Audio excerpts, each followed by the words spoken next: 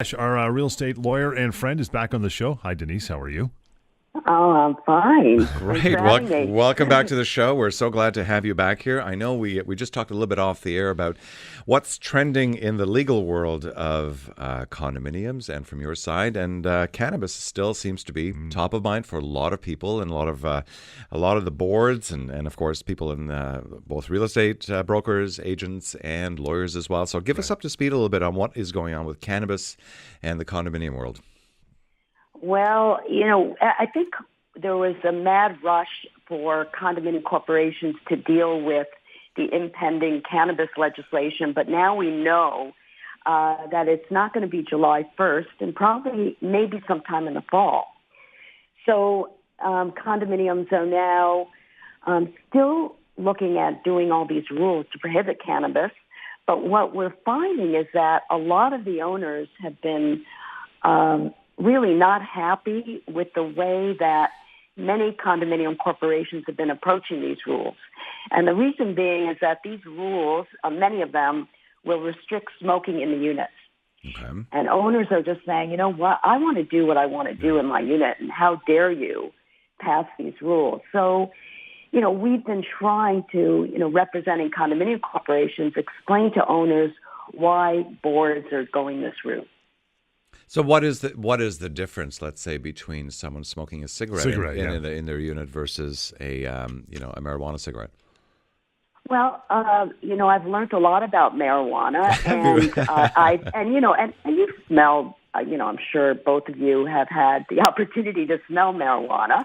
So because of the odor issues, and there is a difference, but whether it's smoking or whether it's marijuana, boards are now looking at the whole thing because they're thinking, now we have not just cigarette smokers, but we have marijuana users, so we're going to have more people, more smoking problems going from unit to unit in the hallway, odors in general. Mm-hmm. No, and in fact, when I brought the question up to you about, the difference between cigarette smoking and marijuana smoking, obviously we know the difference, but the condominium corporations have dealt with cigarette smoking for years, right? I mean, it's a no smoking allowed policy typically. Yeah, but the problem is there are issues with cigarette smoking, but this is now giving boards the opportunity to look at smoking in general in their building, and I think because rules have to be reasonable. Mm-hmm. And before we looked at tobacco smoking, it's, you have the odd smoking penetration issue, but now because there are going to be more people smoking, it is a real concern. So that people are looking at restricting smoking in units, and that would be a reasonable rule. Mm-hmm. And then we're getting challenged. Right. Okay. So then now we're getting into this scenario where someone says, "Okay, well, I'm going to step out on my balcony and I'm going to smoke out on my balcony." But that's a common area. That's right, Denise. It's restricted. It's restricted. So you can't. You can't. And some corporations are not restricting smoking in units, but are restricting on the balconies. Mm-hmm. Because that's the common. From one balcony to another. Yeah. Right. Mm-hmm. So that now the smoking is the one issue that people are going to have to deal with, and this is going to be fairly common because I know a lot of people that are recreational cannabis users. So this is definitely going to come up because if you're getting into the real estate market or you're in the real estate market looking to buy a place to live, this is may be a consideration for some people to either move into a certain building or not. Now, Denise, can I ask you, when it comes time to, let's say, for someone to purchase a condominium, and let's say this happens to be a concern for them, this is one of their personal things on their wish list to be able to do what they wish, will the status certificate reveal the limitations and restrictions? Yeah, it's very interesting that you asked me that because about 10 minutes ago I just got an email from a manager saying, now that we have these rules, what do I put on a status certificate? Okay. And it was my first time being asked that question about the cannabis rules.